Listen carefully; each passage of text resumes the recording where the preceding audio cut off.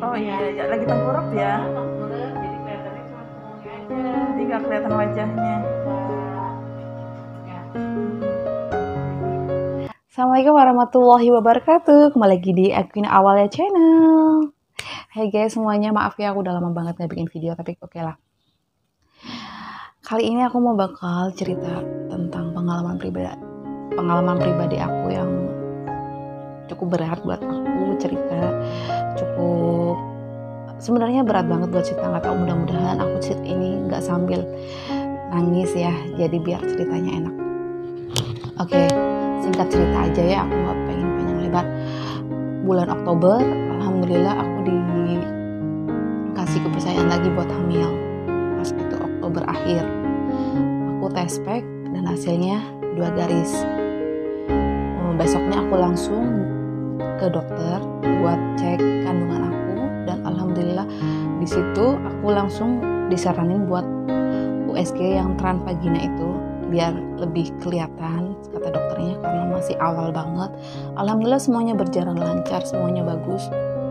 Dan di situ aku disaranin buat balik lagi di 2 minggu ke depan, dan aku pun selalu tepat waktu. Aku kontrol lagi di 2 minggu ke depan, dan di situ sudah ada janinnya, udah ada bakal janinnya, dan subhanallah banget udah ada detak jantungnya. Dan yang bikin semangat, bikin seneng banget, dokternya bilang, ibu sehat banget ya bayinya nih, detak jantungnya bagus banget, kenceng.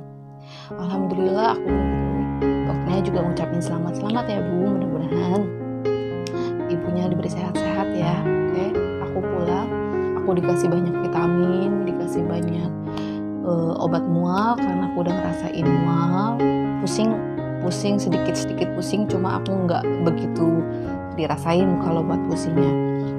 Dan terus aku di hamil yang trimester pertama itu enak aja, aman ya. Biasa sih yang namanya orang hamil kan pasti ada ngidam, ada mual, ada mabok, ada lemes yang sering dialami kan. Kebanyakan kalau ibu hamil awal-awal itu lemes. Oke lah, semuanya berjalan lancar, semuanya enak lah. Dan aku juga positive thinking, gak bakalan mikir kenapa. Dan di kehamilan yang 10 minggu, aku pokoknya 2 minggu sekali kontrol. Kenapa bukan sebulan sekali? Dokternya bilang soalnya pernah mengalami keguguran, jadi dokternya pengen dipantau lebih lagi di trimester awal. Di bulan 1, 2, dan 3 aku 2 minggu sekali aku bolak-balik ke rumah sakit itu, dan semuanya bagus, alhamdulillah semuanya bagus. Cuma aku emang kata dokter kurang minum, karena gimana ya, namanya orang hamil kadang tuh rasanya minum gak enak, pahit. Cuma di situ aku dipaksa, ibu minum yang banyak ini biar ketubannya cukup. Emang sih ketubannya cukup, tapi alangkah lebih baik kalau dibanyakin lagi minumnya. Oke, aku banyakin lagi minumnya, gak ada masalah. Dan terus di kehamilan aku yang 4 bulan, disitulah baru aku ngerasain yang aneh-aneh. Rasain suka sesek nafas. Seseknya tuh jadi si nafas aku tuh gak plong kayak gini loh. Jadi kayak jadi kalau jalan, kalau nyapu, apalagi kalau habis makan, jadi kayak gitu, sesek banget, ngap. Cuma aku nggak pikirkan itu, pikiran aku cuma positif, oh itu semua bawaan bayi. Oke, lanjut lagi. Dan di bulan yang kelima itu aku ngalamin asam lambung yang parah banget, yang sampai aku tuh ngerasain sampai di malam-malam aku nangis, sakit banget, ulu hati aku perih panas. Akhirnya aku periksa lagi ke dokter, tapi bukan dokter yang sama, dokter yang beda. Waktu itu dokternya nggak enak banget. Dokternya cuma bilang kayak gini, ini berat bayinya kurang ya, kayak gitu. Terus juga ibunya harus banyak minum, kurang minum. Terus sama ini yang bikin nyelekit di hati tuh, ini bayinya gerak nggak sih? Masa dokter bilang kayak gitu? Aku bilang, gerak dong dok, aktif. Alhamdulillah aku langsung bilang kayak gitu. Dan di situ aku udah mulai kepikiran, udah mulai, aduh kok kayak gini ya, kok berat bayinya kurang. Terus dokternya tanya gerak enggak sih, padahal di situ aku udah ngerasain gerakannya itu aktif banget. Nih aku tunjukin ya, aku tuh rajin banget buat USG. Yang pertama ini ini semuanya aku tuh bolak-balik ke rumah sakit terus buat cek. Aku paling senang ya buat cek. Terus ini juga, dan ini tuh yang terakhir aku tuh USG di 24 minggu itu sama dokter itu tuh yang agak nyebelin menurut aku. Dan di situ aku dikasih obatnya juga salah sambung. Aku minta obat lambung, dikasihnya obat mual orang hamil. Jadi aku kayak minum antimo dong, ngantuk, gak karu-karuan ngantuknya. Jadi aku gak minum itu obat itu. Dan di situ aku udah mulai ngerasain yang aneh-aneh. Pinggang aku sakit banget, pinggang aku panas banget. Jadi tips buat ibu-ibu semua kalau lagi hamil ngerasain pinggang panas, ngerasain pinggang yang sakitnya sakit hebat. Pinggang belak di sini, pokoknya di pinggang di sini. Menurut aku udah harus hati-hati. Soalnya aku udah ngalamin 2 kali. Di saat keguguran yang pertama aku ngerasain pinggang yang sakit, pinggang yang panas. Dan yang kejadian ini bayi aku diambil sama Allah, pulang ke penciptanya, aku tuh ngerasain pinggang aku panas. Di saat aku tiduran kayak gini, mau bangun itu sakitnya Masya Allah banget, kayak berasa kayak ada apa gitu di sini tuh. Cuma aku berpikir gini, masa sih aku mau keguguran lagi, sedangkan kan ini aku udah masuk 6 bulan, bayi aku udah gede. Pikirnya aku kayak gitu, ini palingan karena bayi udah besar kali ya. Cuma ya aku ingetnya di saat aku hamil yang pertama, hamil anak aku Queen, nggak ngerasain pinggang yang sakit kayak gitu. Cuma aku kayak gini ya, sakit banget, parah, sakit parah. Aku dikasihlah kalsium sama dokter. Katanya ini kalsium ya buat tulangnya ibu juga sama babynya biar kuat. Aku minum, semuanya aku minum. Dan terus di tanggal 3 itu persis banget di tanggal ulang tahun aku. Dan di situ aku udah ngerasain gerakannya udah nggak ada. Tapi aku nggak ngeh banget karena aku banyak aktivitas, dalam artian namanya ibu rumah tangga ya. Terus di situ aku udah mulai curiga, kok ini anteng ya. Aku bilang sama suami kan, ya kita periksa lagi yuk ya, kata suami. Baru kemarin periksa, kok periksa lagi, kenapa sih? Ini dedenya anteng. Cuma suami aku nenangin kan gitu, nggak apa-apa lah, lagi tidur kali, udah gitu. Terus oh ya aku lupa, 1 minggu sebelum ini tuh aku malam-malam nangis pas suami aku nggak ada di rumah, dia ikut pengajian. Aku tuh sesek, nafasnya sesek yang sesek banget, pokoknya sesek. Dan aku manggil suami kan, katanya suruh pulang cepet. Sampai aku nangis, di kok kayak gini banget sih seseknya. Pengennya sih ke rumah sakit waktu itu, cuma aku mikir kalau ke rumah sakit, kalau aku dirawat, anak aku sama siapa? Orang di sini aku tuh nggak ada siapa-siapa. Jadi udahlah, insya Allah besok udah baikan. Bener sih, besoknya udah enakan, udah plong. Kayaknya awalnya di situ pencetusnya kalau diingat-ingat. Pas itu aku langsung periksa ke dokter. Alhamdulillah aku dapat antrian pertama, cuma dokternya datangnya telat. Pas masuk ke ruangan, dokternya tanya, kenapa Bu? Dan aku bilang, dokter aku takut mau ngomong. Kata dokternya, kenapa sih takut? Gak apa-apa, ayo cerita. Kok dedenya anteng? Aku bilang gitu. Dan dokternya, jatuh ya? Enggak gitu. Ada keluar darah? Enggak. Ada kram hebat di perut? Enggak dok, cuma pinggangnya aku sakit gitu. Terus dokternya, udah ayo buru-buru kita cek aja USG. Langsung aku di USG sama dokternya. Di situ dokternya udah beda mukanya. Dan situ aku udah feeling, dokter kenapa aku gitu. Aku lihat di TV kan, kok dedenya maksudnya nggak ada gerakan, posisinya tuh udah numpuk kayak gini, kepala udah istilahnya udah ngeringkuk gini kali ya. Dokternya coba bilang, ibu dedenya udah nggak ada.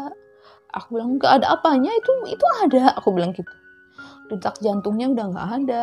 Dan aku shock dong, dokter apa sih? Aku bilang, nggak ada apanya, itu ada dokter. Aku bilang gitu. Terus kata dokternya, ya udah Bu, suaminya dipanggil ya, karena berhubung pandemi kayak gini kan, jadi masuknya satu-satu, nggak boleh dua-dua. Suami aku dipanggil dan dijelasin sama dokter. Akunya udah nangis, udah nggak tahu lah. Cuma yang aku di situ masih tanya, penyebabnya apa dok? Apa gitu. Orang katanya dari awal sampai sekarang katanya bayi aku sehat, nggak ada yang aneh-aneh. Terus dokternya juga, saya juga bingung Bu, ini ketubannya bagus, berat bayinya oke, plasentanya juga bagus. Coba itu aja ya, Gimana sih, emang dok kemarin aku flu berat, pilek, cuma flu-nya aku tuh ketularan anak aku, pilek bukan flu karena kenapa-kenapa, tapi dokternya nggak mau, istilahnya nggak yakin, coba bu kita swab aja dulu ya, kita tunggu hasilnya, nanti kalau udah ada hasilnya ibu nanti dipanggil lagi ketemu sama saya. Dan terus aku swab, disitu deg-degan banget, ini hasilnya apa, nanti akhirnya aku udah keluar hasilnya negatif, alhamdulillah. Istilahnya aku takutnya barangkali misalkan amit-amit ya positif, nanti tindakannya gimana, aku masih gak kepikiran. Terus dokternya langsung bilang, oke, kita tindakan sekarang juga. Suami aku jadi bingung, tindakan gimana dok? Iya pak, harus dikeluarkan secepat mungkin babynya, soalnya kan saya takut berbahaya ke ibunya. Di situ aku udah shock lah yang ngurusin suami, dan akhirnya disaranin buat induksi. Udah ibunya induksi kan, di situ aku nangisnya makin terus. Aku nggak mau induksi dok, aku nggak mau. Aku ingat induksi anak pertama sakit banget. Logikanya kayak gini ya, menurut aku logikanya.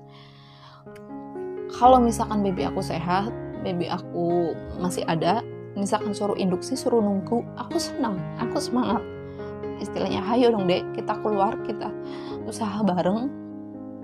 Posisinya tuh di sini, baby udah nggak ada, dan kalau induksi itu harus nunggu, tergantung kata susternya, kata bidannya di situ. Aku tanya, kira-kira berapa jam, berapa hari, kata bidannya, kita nggak bisa nentuin bu, karena itu semua bekerja obat yang kerja, istilahnya dipacu buat keluar, didorong buat keluar.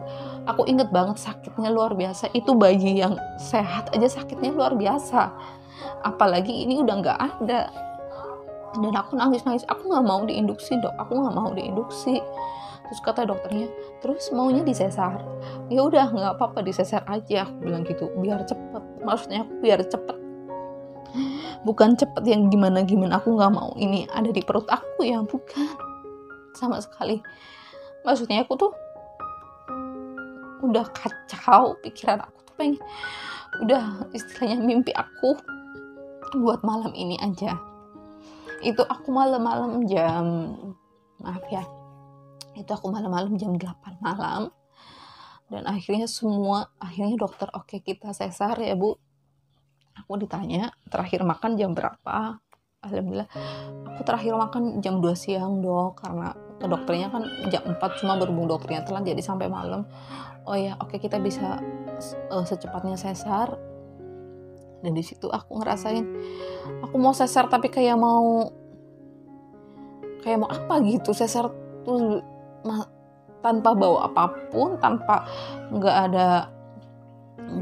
ada pikiran sama sekali buat lahiran, cuma dipaksa suruh ngelahirin detik itu juga istilahnya ya. Cuma aku bilang yang terbaik aja.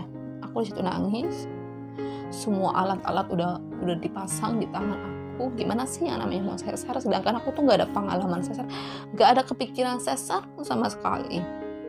Dan terus di situ aku hampir kayak istilahnya kayak hilaf gitulah ya. Aku ke bidan aku, ini apa sih sus, aku nggak sakit, kenapa aku kayak giniin. Oke, aku lanjutin lagi ya. Dan intinya ini semua karena Allah sayang aku, Allah tahu yang terbaik buat aku. Dan bidannya alhamdulillah baik-baik banget. Di situ bidannya semuanya bilang, ibu sabar, ibu masih punya si kakak masih bisa dipeluk, masih istilahnya masih ada di dekat ibu. Kalau dedenya udah bahagia di sana. Di situ aku masih bangun dong, Nani, ini bangun, ini kamu ngimpi apa sih gitu kan. Tapi akhirnya aku dikasih obat penenang sama dokter kan, biar istilahnya berjalan lancar. Akhirnya jam 9 persis aku dibawa ke ruang operasi. Dan dilemanya di situ, dilema banget waktu itu tuh. Anak aku yang pertama ikut, dan sedangkan anak nggak boleh masuk di ruangan tindakan. Suami aku nungguin anak aku, dan aku di dalam, dan aku keadaannya labil lah ya. Aku manggil suami aku pengen ditemenin, tapi anak aku pengen ditemenin. Oke, dan di situ aku masuk ruang operasi itu persis jam 9 malam. Dan di situ aku langsung udah diganti baju operasi semua. Di situ aku udah mulai agak tenang karena dikasih obat penenang kan, udah mulai istilahnya udah bisa mengontrol. Dan aku dioperasi jam 9, nggak lama kata suami aku kan setengah sadar nggak sadar ya, sadar sih, cuma aku keadaannya kayak udahlah pasrah. Istilahnya aku cuma berdoa, ya Allah berikan yang terbaik buat aku, istilahnya buat diri aku sendiri, dedenya juga. Dan di situ kata suami aku sih cuma 30 menit aja udah dipanggil, katanya sih dede, aku kasih nama Sahel, si Sahelnya udah dibawa suster, dan bapaknya ayahnya suruh melihat kan. Dan di situ susternya nanya, Pak mana perlengkapan bayi?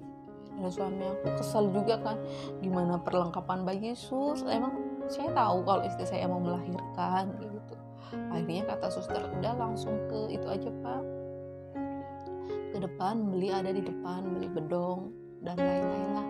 Akhirnya suami aku beli, aku keadaannya masih dijahit di ruangan.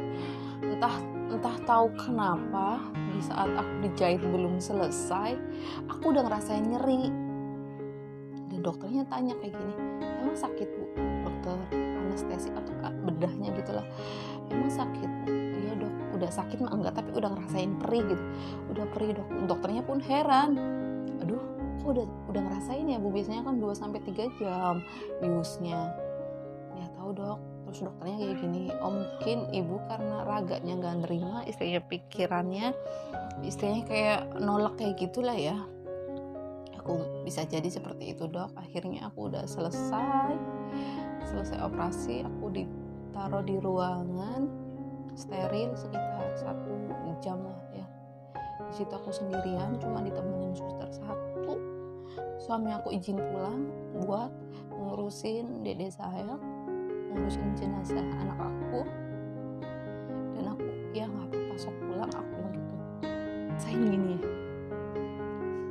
mungkin yang udah pernah sesar ngerasain tahu sakitnya gimana sesar.